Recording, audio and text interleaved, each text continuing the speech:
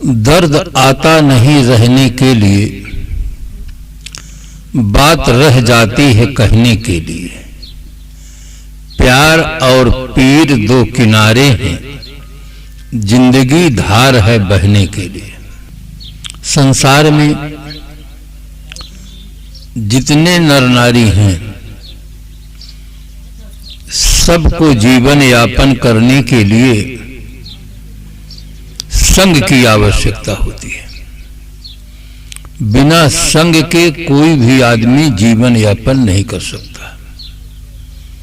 संग से ही जीवन का निर्माण भी होता है, विकास भी होता है। उसे जीवन यापन करने के लिए संग की आवश्यकता होती है। मानव परम स्वतंत्र प्राणी है। वो चाहे सुसंग करे या कुसंग। जीवन की तीन स्थितियां हैं, सुसंग, कुसंग और असंग। असंग तो कोई बिरले महापुरुष रह पाते हैं।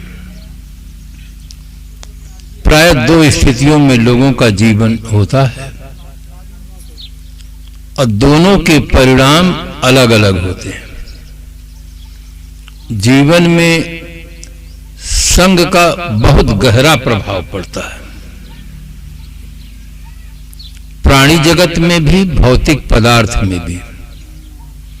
भौतिक पदार्थ में आप देखें तो पानी को गुलाब जल का संग जब मिल जाता है तो पानी से सुगंध आने लग जाती है। अब पानी को शराब का संग मिल जाता है तो पानी से दुर्गंध आने लग जाती है। पानी वही है, जैसा संग वैसा रंग।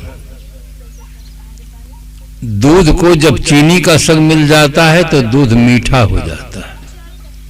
नमक भी सफेद ही होता है, किंतु उसका संग मिल जाता है तो खारा हो जाता है। पदार्थ वही है, जैसा संग वैसा रंग।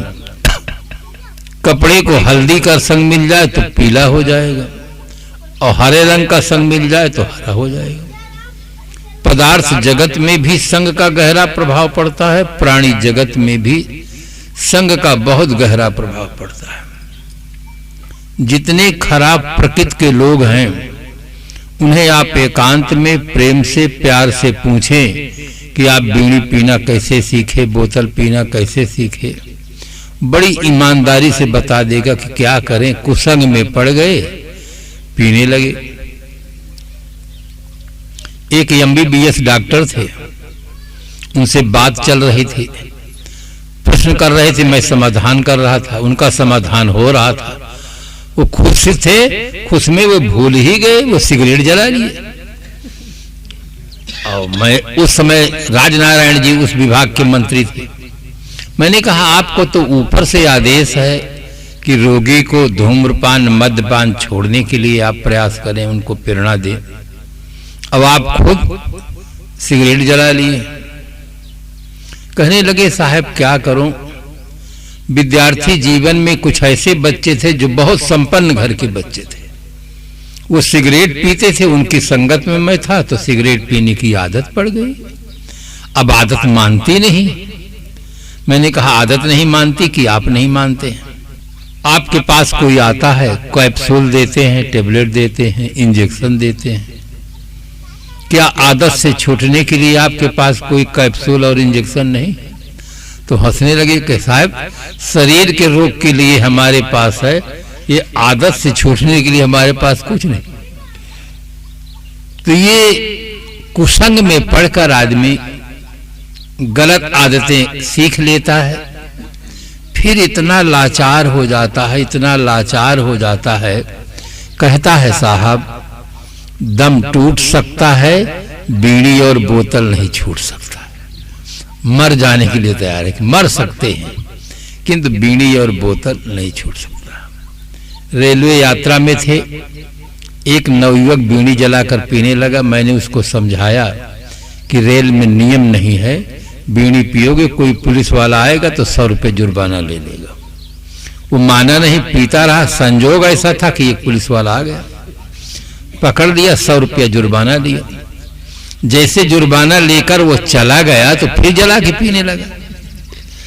मैंने कहा अभी तो 100 रुपया दिए हो। फिर पीने लगे। कहे बहुत करेगा, फिर आ जाएगा, फिर 100 रुपया लेगा, और क्या करेगा, किंतु बीड़ी के बिना मैं नहीं रह सकता। अब आदमी सोचिए, आदमी कितना लाचार हो जाता है, कुसंग का कितना गहरा प्रभाव पड़ जाता है। जब आदमी नहीं पीता था तो उसके बिना पूरा दिन चलता था, अब पीने की आदत हो गई तो इतना लाचार हो गया, वो कहता है इसके बिना मैं जी नहीं सकता हूं, इसके बिना रह नहीं सकता हूं। तो कुसंग से आदमी की बुद्धि में परिवर्तन होता है, कुसंग से कुबुद्धि मिलती है, कुबुद्धि से दुराचरण होता है, और दुराचरण का परिणाम दुख होता है, बिल्कुल गणित के नियम की तरह। सुसंग से सद्बुद्धि मिलती है, सद्बुद्धि से आदमी सत्कर्म करता है, और सत्कर्म का परिणाम जीवन में सुख मिलता है। आदमी एक स्वतंत्र प्राणी है, वो चाहे कुसंग करे या सुसंग, किंतु दोनों के परिणाम अलग अलग होते हैं। हर आदमी की मांग है कि हमें जीवन में सुख चाहिए। दुख किसी भी व्यक्ति को प्रिय नहीं, चाहे जो भी व्यक्ति हो, उसे दुख प्रिय नहीं। इसलिए हर आदमी को अच्छी संगत करना चाहिए। इसी दृष्टिकोण को लेकर के संपूर्ण मानव समाज के लिए सदगुरु कबीर साहब ने अपने मौलिकृत बीजक में कहा, संगत कीजे साध की, हरे और की ब्याध, ऊछी संगत क्रूर की, आठों पहर उपाध। हर आदमी के लिए कहते हैं कि साधु की संगत करें। आज एक बहुत बड़ा प्रश्न है कि साधु किसे कहते हैं। हमारा कार्यक्रम लखनऊ में था, एक राजनेता उस कार्यक्रम में आए थे। वो अपने भाषण में कह रहे थे कि साधु 4 प्रकार के होते हैं, दखली, फसली, नकली और असली, 4 प्रकार के साधु। दखली वो जो सरकारी जमीन है, हनुमान जी को बैठा दिए, राम जी को बैठा दिए, सरकारी जमीन को दखल कर लिए, वो दखली साधु। फसली, भंडारा सुने और वहां पहुंच गए, पूजा विदाई लिए, पानी बरसा, अपना कपड़ा उतार दिया, अपना धंधे में लग गए, ये फसली साधु। नकली साधु का भेष बनाकर कहते हैं बम बम शंकर लहरी, जो न पिए गांजा की कली वह लड़का से लड़की भरी। बीड़ी पीते हैं, सिगरेट पीते हैं, गांजा पीते हैं और तमाम तरह का टंट घंट करते हैं, ये नकली साधु। असली साधना करने वाले को साधु कहते हैं, अध्यापन कार्य करने वाले को अध्यापक कहते हैं, चिकित्सा करने वाले को चिकित्सक कहते हैं, वकालत करने वाले को वकील कहते हैं, नेतृत्व करने वाले को नेता कहते हैं। इसी प्रकार से साधना करने वाले को साधु कहते हैं। साधना है मन इंद्रियों का निग्रह करना। आज के भाषा में कहूं एक शब्द में तो साधु का अर्थ है गुड मैन, अच्छा आदमी, जिसके विचार और कर्म दोनों ठीक हो, उसे साधु कहते हैं। हर आदमी को अच्छे आदमी का संग करना चाहिए। साधु मतलब अच्छा आदमी। अच्छे आदमी के संग से आपके, आज शिक्षा का युग है, बौद्धिक विकास बढ़ रहा है, इसलिए लोग प्रश्न भी करते हैं कि हम साधु की संगत क्यों करें, साधु की संगत से हमें क्या मिलेगा। हम खेती करते हैं, हमको अन्न मिलता है, धन मिलता है, व्यापार करते हैं, धन मिलता है, सर्विस करते हैं, धन मिलता है, साधु की संगत करेंगे तो हमको क्या मिलेगा। ये प्रश्न न्यायोचित है। आदमी के दिमाग में जो प्रश्न होते हैं उनका सही समाधान मिलना भी बहुत जरूरी होता है।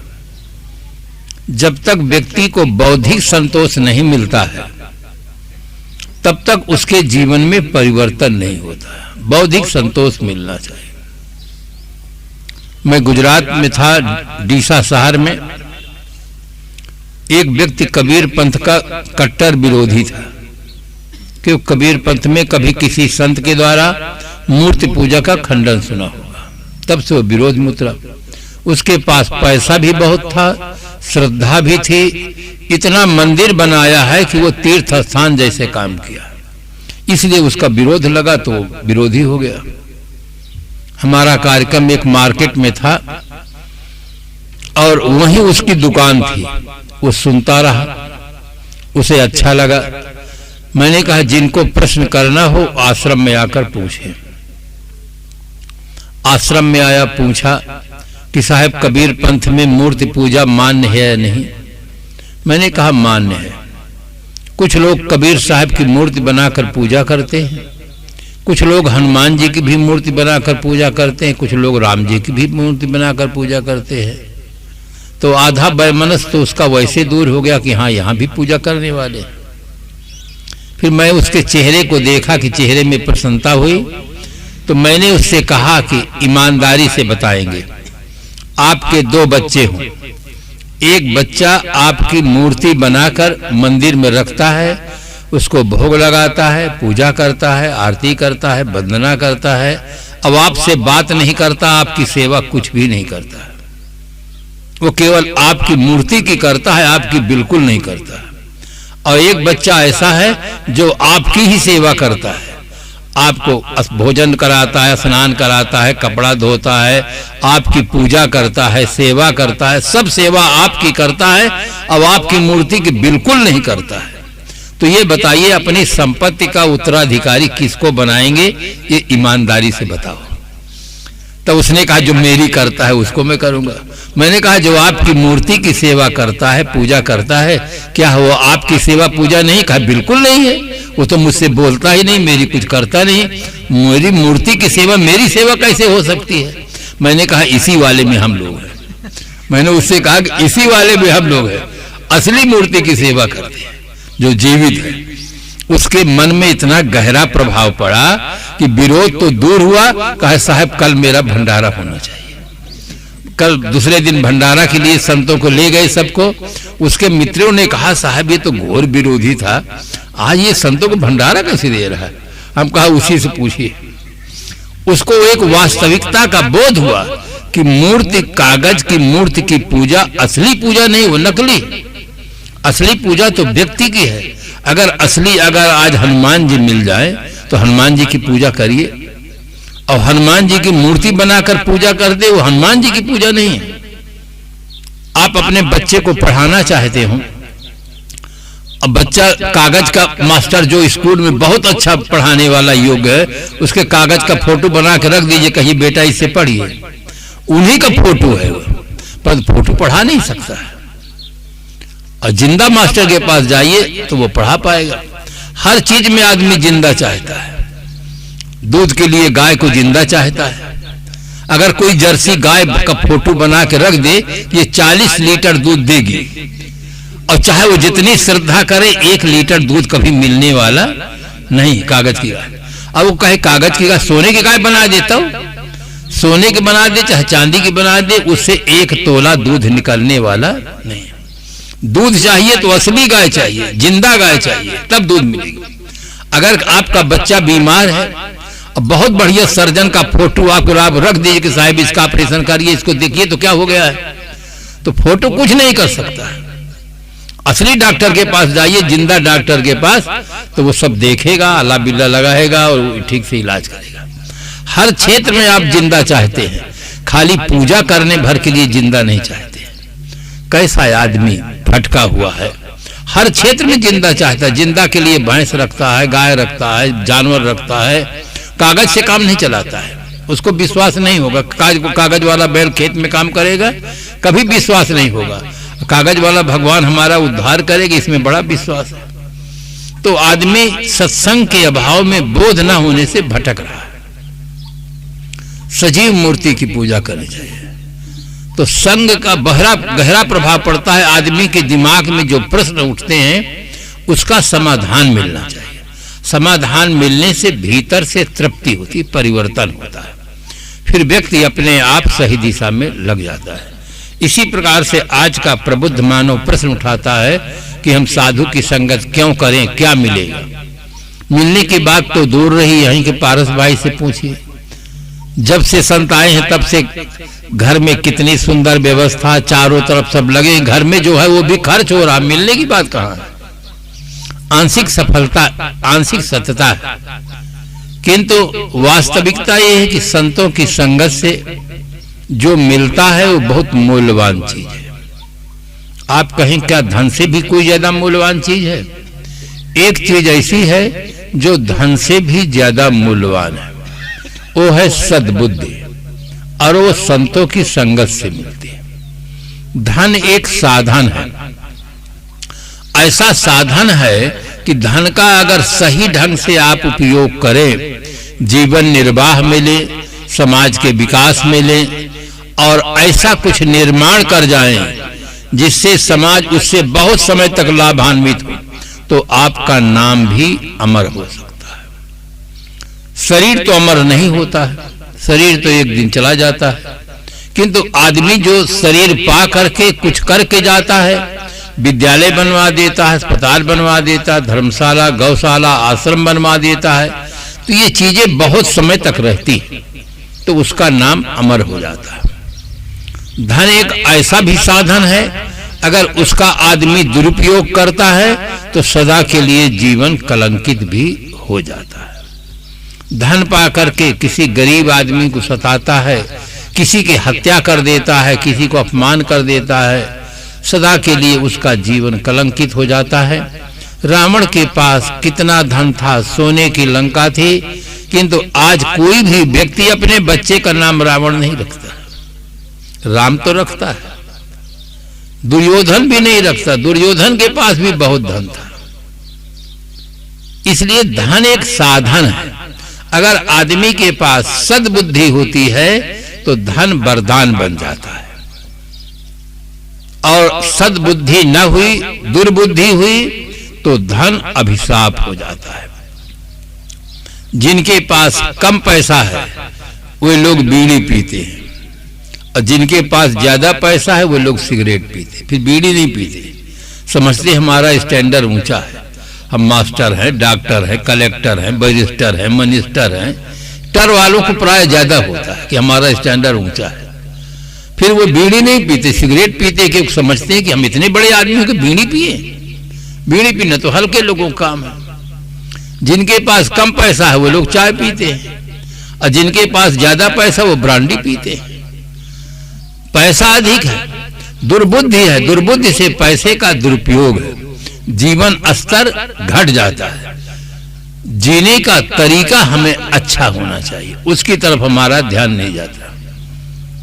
लोग आज देखो, हरिश्चंद्र का नाम क्यों प्रसिद्ध है, कर्ण का नाम क्यों प्रसिद्ध है, शिव दधीच का नाम क्यों प्रसिद्ध है?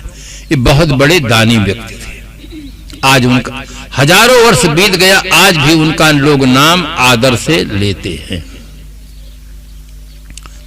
लोक में एक कहावत है कि हेल्थ इज वेल्थ, तंदुरुस्ती हजार नियामत है। आदमी की तंदुरुस्ती खूब अच्छी हो, बुद्धि भर अच्छी न हो, तो आदमी आतंकवादी बन जाता है, अपहरण करता है, बलात्कार करता है, और अनैतिक कर्म करता है, पकड़ा जाता है, जेल में जाता है, बदनाम होता है, उसका जीवन बेकार होता है। तो स्वास्थ्य भी वरदान तभी बनता है जब आदमी के पास सद्बुद्धि हो। स्वास्थ्य अच्छा हो, आप समाज की सेवा करते हो, तो सब आदमी आपकी प्रशंसा करेंगे, बहुत सज्जन आदमी हैं, बहुत धर्मात्मा है, बहुत अच्छे आदमी हैं, ये सब की सेवा में हाजिर रहते हैं। स्वास्थ्य का अच्छा उपयोग तभी होगा जब आदमी के पास सद्बुद्धि होगी। नहीं, प्राय देखा जाता है आदमी के पास स्वास्थ्य तो अच्छा है, अच्छी बुद्धि नहीं है, वो दूसरे को पानी भी नहीं देता, दूसरे के साथ सुंदर व्यवहार भी नहीं करता है, बात करता है तो अहंकार से भरा हुआ बातचीत करता है। तो आदमी का स्वास्थ्य भी तभी वरदान बनता है जब आदमी के पास सद्बुद्धि हो। पद भी वरदान तभी बनता है जब आदमी के पास अच्छी बुद्धि हो। एक अच्छे ऐसे ऐसे शिक्षक हैं, गुरुजन हैं, डॉक्टर हैं, ऐसे लोग हैं जो पद में जाकर बैठते हैं, बच्चों के साथ सुंदर व्यवहार करते हैं, मैनेजरों के साथ, गुरुजनों के साथ सुंदर व्यवहार करते हैं। सब आदमी उनकी प्रशंसा करते हैं, बहुत अच्छे मास्टर साहब हैं, बहुत अच्छे डॉक्टर साहब हैं, बहुत अच्छे वकील साहब हैं। और उन्हीं में से कुछ ऐसे भी लोग होते हैं जिनके पास दुर्बुद्धि होती है, न बच्चों से अच्छा व्यवहार कर पाते हैं, न अपने पास में समीपस्थ व्यक्तियों के साथ सुंदर व्यवहार कर पाते हैं। सब लोग सोचते हैं कि इनका ट्रांसफर हो जाता तो अच्छा रहता है, इनकी जगह पर कोई दूसरा आता तो अच्छा रहता है। और पद पा करके जो व्यक्ति समाज की सेवा करने के लिए आपको सुंदर चांस मिला है, सरपंच बन गए, 5 साल के लिए आपको सेवा करने का मौका मिला। अब 5 साल अगर आप समाज की सेवा करते हैं तो जो आप बनवा देंगे वो हरदम लोग याद रखेंगे, अमुक के सरपंच काल में ये काम हुआ है। और कोई व्यक्ति अगर पद का दुरुपयोग करता है तो पद भी अभिशाप हो जाता है। इराक के राष्ट्रपति सद्दाम हुसैन थे, राष्ट्र के सर्वोच्च पद पर विराजमान थे, उनके पास विपुल संपत्ति थी, उनके पास बाथरूम के नल सोने के लगे हुए थे। जब अमेरिका की फौज पहुंची तो सबसे पहले वहां उन्होंने स्नान किया कि दोबारा चांस मिले वाला नहीं। सोने का नल हो तो निकलेगा तो पानी की और कुछ निकलेगा, भले नल सोने का हो, प्लास्टिक का हो, लोहा का, निकलेगा तो पानी ही। किंतु विपुल संपत्ति थी कि बाथरूम के नल सोने के लगे हुए थे। अब पद में राष्ट्र के सर्वोच्च पद पर विराजमान थे, किंतु सद्बुद्धि के अभाव में कुछ ऐसे गलत कदम उठाए जिसके उनके ऊपर केस चला और केस के अंतिम परिणाम में उनको फांसी की सजा हो गई। राष्ट्रपति होने पर भी फांसी की सजा हो गई। तो इस प्रकार से पद भी वरदान तभी बनता है जब आदमी के पास सद्बुद्धि हो। सद्बुद्धि हो तो पति पत्नी में प्रेम, सास बहू में प्रेम, पिता पुत्र में प्रेम, भाई भाई में प्रेम। सद्बुद्धि के बिना जीवन न व्यवहारिक जीवन अच्छा बन सकता है, न परमार्थी जीवन। सद्बुद्धि देखिए महाराज श्री राम और भरत में रही, सद्बुद्धि रही, भरत जी को राज मिला, भरत जी राज स्वीकार नहीं किए। अब महाराज श्री राम को वनवास हुआ, वनवास चले जाते हैं, भरत जी बहुत कोशिश करते तो भी राम नहीं आते हैं। 14 वर्ष के बाद जब दोनों भाई मिलते हैं तो दोनों भाई के आंखों से अश्रुधारा फूट पड़ती है। साथ में सुग्रीव और विभीषण ये भी थे, लंका से आए थे, वहां से आए थे। दोनों जब इस प्रकार के व्यवहार को देखते हैं तो दोनों के मन में पश्चाताप की अग्नि लग जाती है कि एक भाई ये हैं, 14 वर्ष के बाद भाई भाई से मिल करके दोनों एक दूसरे से लिपट गए हैं। एक भाई हम हैं कि अपने भाई का भेद बता करके मरवा डाले। अब कुछ नहीं हो सकता, जीवन भर केवल पश्चाताप के अलावा कुछ नहीं हो सकता है। महाराज गोस्वामी जी मानस में लिखते हैं, मिले न जगत सहोदर भ्राता। संसार में और सब चीजें मिल सकते हैं, आप विदेश में जाइए, शादी कर लीजिए, पत्नी मिलेगी, बच्चे मिलेंगे, धन मिलेंगे, पर मिले न जगत सहोदर भ्राता। बहुत सुंदर आदर्श उन्होंने दिया है। तो इस प्रकार से जहां सद्बुद्धि होती है वहां प्रेम होता है, जहां दुर्बुद्धि होती है वहां विरोध होता है, ईर्ष्या होती है। आज जहां सत्संग नहीं है, अच्छे ग्रंथों का चिंतन नहीं है, तो भाई भाई के व्यवहार को, विकास को देखकर जलते हैं। 2 भाई थे, सगे भाई थे, दोनों भाइयों में प्रेम था, दोनों भाइयों की शादी हुई, गृह देवियां आई, उनके बच्चे हुए। अभी छोटे छोटे बच्चों के नाते लोग विरोध कर लेते हैं। अरे बच्चे तो दिल के सच्चे होते हैं, वो मारपीट भी करते हैं फिर मिल जाते हैं। बच्चों को लेकर कभी विरोध नहीं करना चाहिए। माताओं को, भाइयों को अपने विचारों में परिवर्तन करना चाहिए। अगर बच्चे आपस में झगड़ते हैं तो सदैव दूसरे के बच्चे को पहले प्यार दे, अपने बच्चे को बाद में, और उसको मनाने की कोशिश करें। किंतु व्यवहार में ऐसा न होकर के उल्टा हुआ, दोनों भाइयों अलग अलग हो गए। जो छोटा भाई था उसकी पत्नी बड़े तेज दिमाग की थी। उसने कहा, देखो आपके बड़े भाई हैं, वो व्यवहार कुशल है, पहले से मालिक रहे हैं, सब लोग उनसे प्रभावित हैं, उनका आर्थिक विकास बढ़ता चला जा रहा है, हमारा घटता जा रहा है। अब इस प्रकार से काम नहीं चलेगा। आप शंकर जी की तपश्चर्या करें, शंकर जी अवघड़ वरदानी हैं, अगर वो वरदान दे देंगे तो हम आगे बढ़ सकते हैं। अब वो तो बेचारा पति सीधा साधा था, पत्नी एकदम तेज कि आपको तप करना होगा, बिल्कुल जाइए शंकर जी का तप करिए, शंकर जी वरदान दे देंगे तो हम आगे बढ़ जाएंगे। गया तप करने के लिए, अन्न पानी सब छोड़ दिया। शंकर जी घबरा गए कि अगर ये मर जाएगा तो मेरी बदनामी होगी। शंकर जी खुश हुए, कहे क्या चाहते हो? उन्होंने कहा भगवान आप सब अंतर्यामी हैं, सब जानते हैं, जो दे देंगे मैं ले लूंगा। शंकर जी उसके भीतर की स्थिति को देखे और देख करके एक बहुत सुंदर बटिया सफेद दे दिए कि इसको ले जाओ, स्नान करके साफ कपड़ा पहन करके साफ जगह में रख देना, जितना धन तुम चाहोगे उतना मिल जाएगा। वो भक्तराज बहुत खुश हुए, बहुत, यही तो वो चाहता था कि जितना धन चाहेंगे उतना मिल जाएगा। बहुत खुश हुआ, बटिया को लिया, जैसे चलने लगा शंकर जी ने कहा रुको थोड़ा सा और सुन लो। क्या है भगवान? खुश था एकदम से कि अब और कुछ चीज दे देंगे। उन्होंने कहा देखो तुम जितना इस बटिया से धन चाहोगे वो बटिया उतना धन देगे, किंतु जितना तुम मांगोगे तुम्हारे बड़े भाई को दूना मिलेगा। इतना सुनते ही वो सुखा गया कि मैं तप किया मुझको उतना मिलेगा, भाई कुछ नहीं किया तो उसको दूना मिलेगा। कैसे भगवान है? उस पर शंकर जी में शंका होने लगी, कैसे भगवान है? मैं किया हूं तो मुझको जितना मांगा उतना मिला, भाई को दूना मिल जाएगा, कुछ नहीं किया। दुखी हुआ, घर आया, चेहरा उदास। आप लोग जिस दिन परीक्षा फल ज्ञात होता है, आप विद्यालय के गेट पर पहुंच जाइए, खड़े होकर बच्चों के चेहरे को देखते जाएंगे, आप बताते जाएंगे ये पास हुआ, ये फेल हुआ। जो पास हो जाता उसके चेहरे में प्रसन्नता होती है, जो फेल हो जाता उसका चेहरा मुरझा जाता। आदमी के जीवन में जो घटना घटती है सबसे ज्यादा उसका गहरा प्रभाव उसके चेहरे पर पड़ता है। इसीलिए कहा गया face is the index of mind, चेहरा अंतःकरण का मार्गदर्शक होता है। चेहरे पर बहुत गहरा प्रभाव पड़ता है। पत्नी पूछती है क्या शंकर भगवान प्रसन्न नहीं हुए? कहे शंकर भगवान तो प्रसन्न हुए, परंतु कहा परंतु क्या है?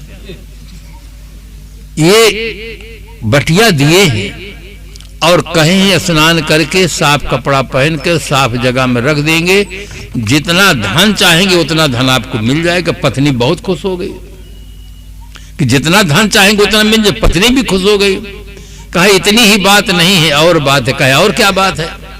कहा भाई साहब को दूना मिलेगा। पत्नी भी मुरझा गई, क्योंकि उसको तो ये चाल थी कि हम भाई से आगे बढ़े जेठ से, इस कारण से वो भी दुखी हुई। आर्थिक स्थिति बिगड़ती गई। अंत में पति चला गया बाहर सर्विस के लिए और कहा जब मेरी स्थिति ठीक होगी मैं बुला लूंगा। अब ठिकाना लगा नहीं, यहाँ आर्थिक स्थिति बिगड़ती गई। संजोग था कि उस नगर में संत आए थे, सत्संग होता था, सभी लोग जाते थे, वो भी जाने लगी कि मैं बैठ के दिन भर घर में क्या करूंगी, सत्संग में जाऊं। सत्संग में जाने से आप ध्यान से सुनेंगे तो आपके भीतर परिवर्तन होता है। मानसिक जगत में परिवर्तन हो गया कि गांव में इतने लोग हैं, उनसे हम ईर्ष्या नहीं करते हैं, ये तो हमारे जेठ हैं, अपने हैं, फिर इनसे हम ईर्ष्या क्यों करें? उसकी मानसिक स्थिति में परिवर्तन हो गया। सत्संग सुनते समझते जब उसकी मानसिक स्थिति अच्छी हो गई तो एक दिन वो बटिया को उठाया और इस प्रकार से साफ स्वच्छ कपड़ा पहन के साफ जगह में रखा और कहा शंकर जी की दी हुई बटिया हो तो हमारा एक पक्का मकान बन जाए। एक पक्का मकान बन गया तो बड़े भाई साहब के डबल मकान बन गए। भाई साहब को बड़ा आश्चर्य हुआ कि ये डबल मकान कैसे बन गए।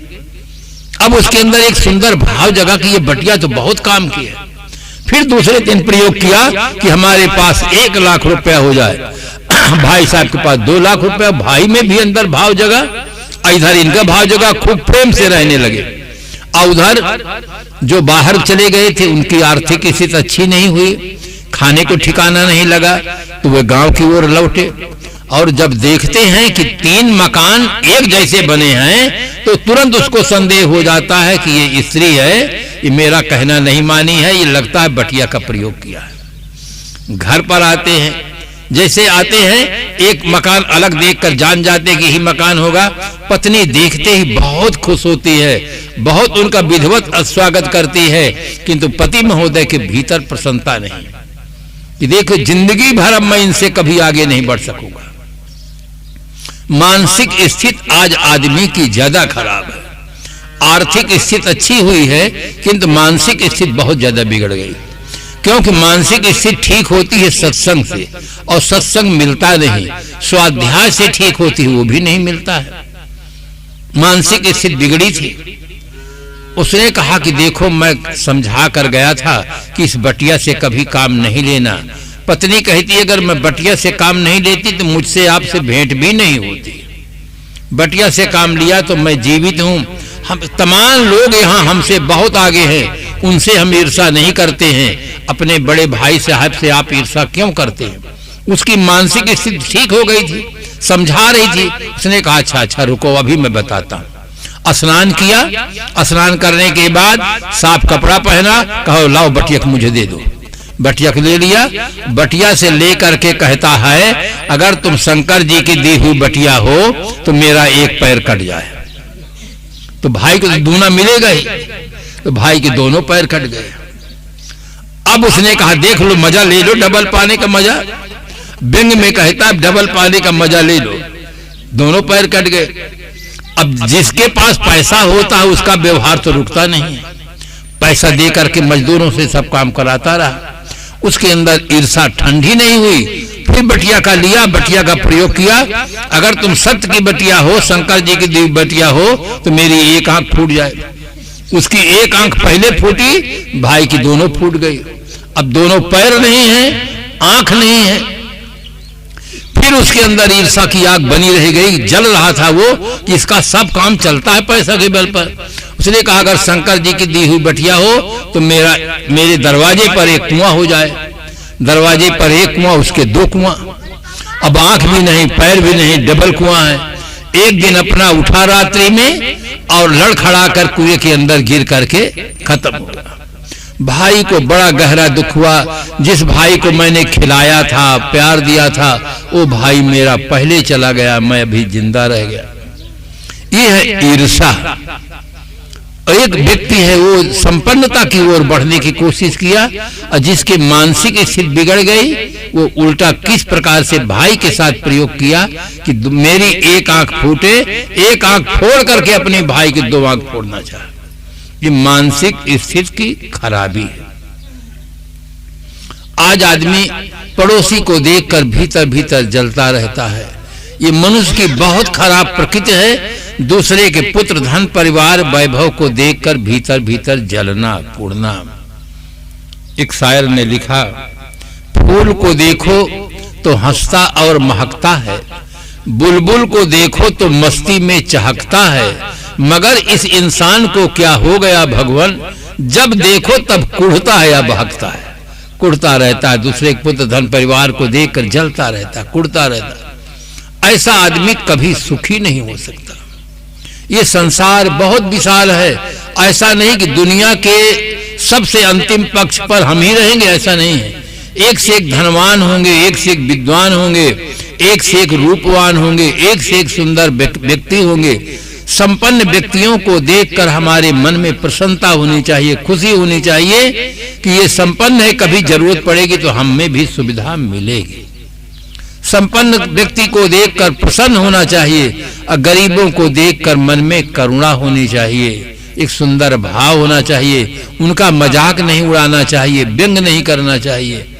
आदमी का भाव जगत जितना सुंदर होगा उतना सुंदर उसकी भाषा होगी, उसका उतना सुंदर व्यवहार होगा। भाव बिगड़ जाता है, भाषा बिगड़ जाती है, जीवन बिगड़ जाता है। भाव हमारा शुद्ध होना चाहिए। तो सत्संग से सबसे बड़ा लाभ मिलता है कि हमारा भाव जगत सुंदर होता है, हमें सद्बुद्धि मिलती है, जिससे लोक भी सुंदर बनता है, परलोक भी सुंदर बनता है। सब मिल जाए, सद्बुद्धि भर न मिले तो सब बना बनाया बिगड़ जाए। पति पत्नी में तालमेल नहीं रहेगा। एक तमाम ऐसे उदाहरण देखने को मिलते हैं। एक व्यक्ति को तो पति पत्नी में दो दो उनके बच्चे हैं, अब पत्नी और पति में अब तालमेल नहीं है, तो पत्नी हरदम सोचती है पति को मैं सेंटर जेल की हवा खिलाऊं, और पति इतना दिमाग का तेज है कि वो हर उसके वारंट को काट देता है, बचता रहता है। केवल अंतर में समझ की कमी हो गई है, भीतर की स्थिति बिगड़ गई है। आज आदमी की भीतर की स्थिति बिगड़ी है, तभी दुर्व्यसनों का शिकार है, अनेक वासनाओं का शिकार है, अंधविश्वास का शिकार है। भीतर की उसकी स्थिति अच्छी नहीं रह गई है। आदमी बाहर को ठीक करने के लिए बहुत बड़ा प्रयास करता है, 8 घंटा 10 घंटा 12 घंटा समय दे रहा है कि बाहर की स्थिति हमारी ठीक हो, किंतु भीतर की स्थिति ठीक हो इसके लिए 1 घंटा भी समय नहीं देता। कैसे ठीक होगी? जिसके लिए वो ध्यान दिया है उस दिशा में उसको सफलता मिली है। हर आदमी को चाहिए कि हमारी बाहर और भीतर दोनों की स्थिति ठीक हो। बाहर की स्थिति भी ठीक होना जरूरी है। निर्वाह में हम स्वावलंबी हों, बाहर से भी हम धन धान से संपन्न हों, किंतु भीतर से भी संपन्न हों। बाहर से दुर्योधन बहुत संपन्न था, भीतर से संपन्न नहीं था। भगवान श्री कृष्ण जी जाते हैं, दुर्योधन को कहते हैं कि पांडवों को 5 गांव दे दो, ये अपना गुजर कर लेंगे, सब ले लो, केवल उनको 5 गांव दे दो।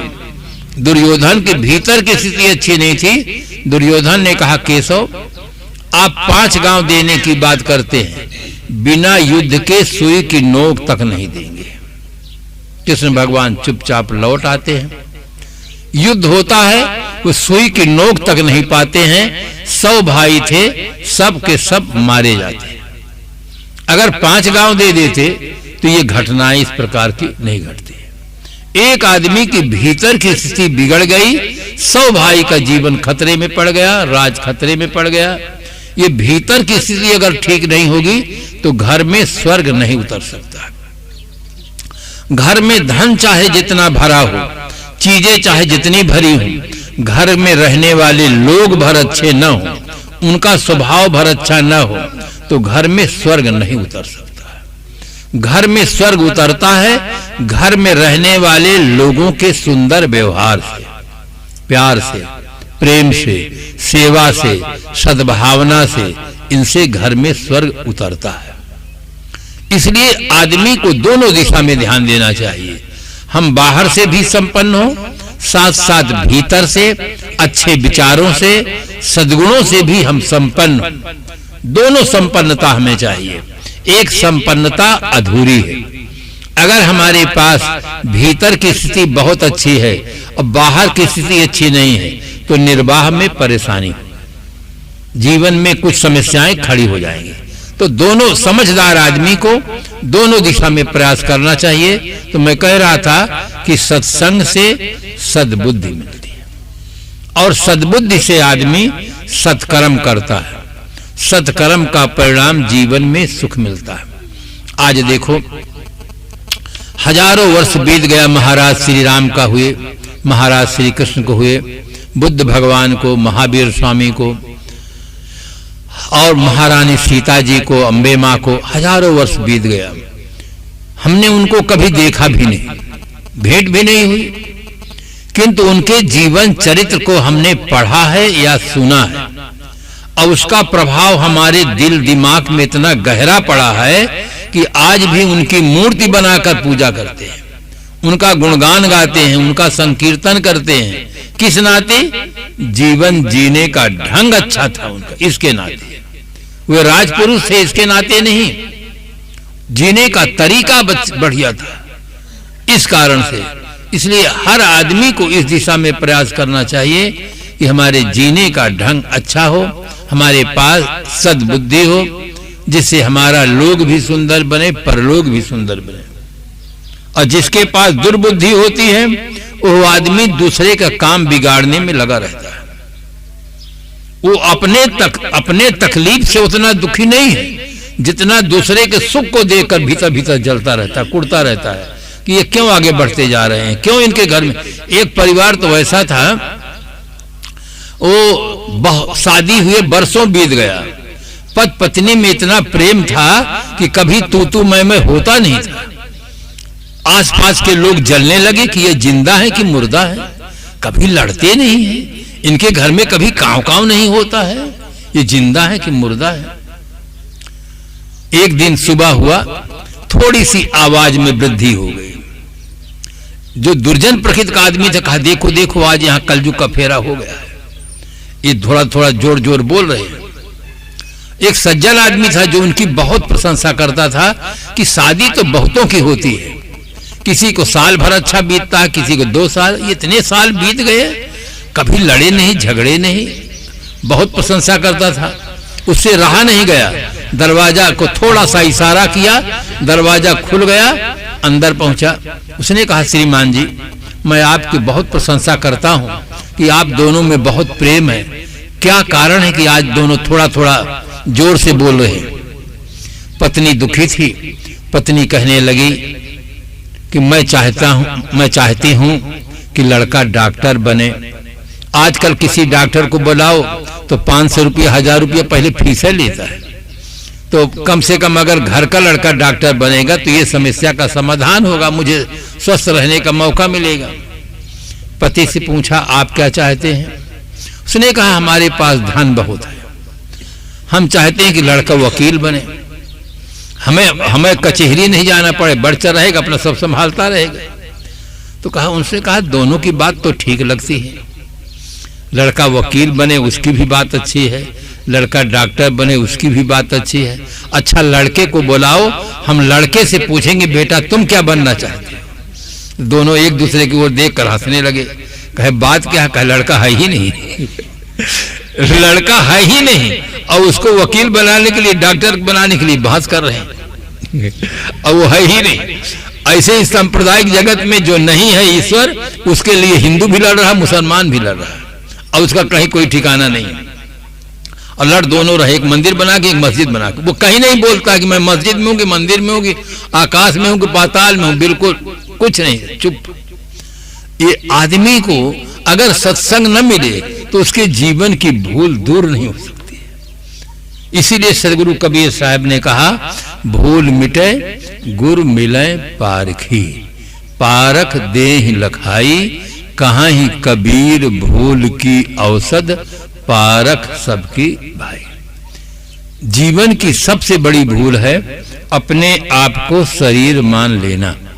जो दिखाई देता है यही मैं हूं, जो दिखता है ये मैं नहीं हूं, मैं हूं देखने वाला। अगर देखने वाला ना रहे तो क्या दिखाई दे? एक मकान होता है, एक मकान मालिक होता है। मकान मालिक दावा करता है कि यह मकान मेरा है, किंतु आज तक किसी मकान ने दावा नहीं किया है कि यह मालिक मेरा है। कारण मकान जड़ है, उसके पास ज्ञान नहीं है, वो दावा नहीं कर सकता। आप दावा करते कि मेरे सिर में दर्द है, मेरे दांत में दर्द है, मेरे कमर में दर्द है, मेरे पैर में दर्द है, और जिस दिन आप इस शरीर से निकल जाते हैं, इस शरीर को आग लगा देते हैं। कोई दावा करता है कि सिर में गर्मी लग रही, पैर में गर्मी लग रही, दावा करने वाला चला गया। इस शरीर में चाहे आग लगा दीजिए, चाहे जमीन के अंदर रख दीजिए, चाहे पानी में छोड़ दीजिए, दावा खत्म। दावा करने वाला चेतन होता है। आप चैतन्य हैं, किंतु भूल से मान रहे हैं कि मैं शरीर हूं। देह को मैं मानना सबसे बड़ा यह पाप है, सब पाप का यह बाप है, सब पाप का यह बाप है। इसलिए बंधुओं, इस भूल को मिटाओ। मैं शरीर नहीं, शरीर अलग चीज है, मैं अलग चीज है। एक दिन ऐसा आता है शरीर पड़ा रह जाता है, मैं चला जाता है, तब कोई नहीं कहते कि बाबू लेटे हैं, भैया लेटे हैं। यही कहते हैं जिससे नाता था वो तो चला गया, अब मिट्टी रह गई, इसका दाह संस्कार करो। शरीर मिट्टी है, इसमें रहने वाला चैतन्य है। जब तक शरीर में ये है तब तक इसकी शोभा है, इसकी गरिमा है। ये चला जाए तो इसको लोग छुएंगे भी नहीं, छुएंगे तो नहाएंगे, कहीं मुर्दा को छू लिया। इसलिए अपनी कीमत को समझो, अपने जीवन को ठीक बनाओ। इन्हीं शुभकामनाओं के साथ अपनी वाणी को विराम देते हैं। हमारी घड़ी में तो अभी 5:15 बजा है, किंतु लेट हो जाएगा 5:30 बजने में। 5 बजे तक ही कार्यक्रम सही रहता कि सबको अपनी जवाबदारी है घर को संभालने की और कुछ काम करने की। हम अपनी वाणी को विराम देते हैं। कल अभी एक दिन का और समय बचा है, सब लोग सत्संग के समय में बैठें। पहले लोग थोड़ा से कम आते हैं, शुरू से सिनेमा में घर चालू होने के पहले सब लोग अपना अपना टिकट लेकर पहले कुर्सी में बैठ जाते हैं कि एको को छूटने न पावे। और सत्संग में ये संत हैं, देवियां हैं, इनके सुंदर भजन सुनो, इनके विचारों को सुनो। ये 2 दिन के लिए एक बहुत बढ़िया चांस मिला है। काम तो जब तक रहेगी जिंदगी, फुर्सत न होगी काम से, कुछ समय ऐसा निकालो, प्रेम कर लो राम से। सत्संग में आओ, बैठो, सबकी वाणी को सुनो, एक अच्छा जीवन जिए। सास हो वो विनम्र हो, बहू हो वो विनम्र हो। बहू के अंदर एक भाव हो कि हमारी माँ मिल गई, एक माँ छूट गई, एक माँ मिल गई। और सास के अंदर ऐसा भाव हो कि एक पुत्री हमारी ससुराल में चली गई, दूसरी पुत्री घर में आ गई है। अगर इस प्रकार का भाव हो जाए तो घर में स्वर्ग उतर सकता है। इसलिए सत्संग में आए, सुने समझे। बोलो श्री सद्गुरु देव की जय।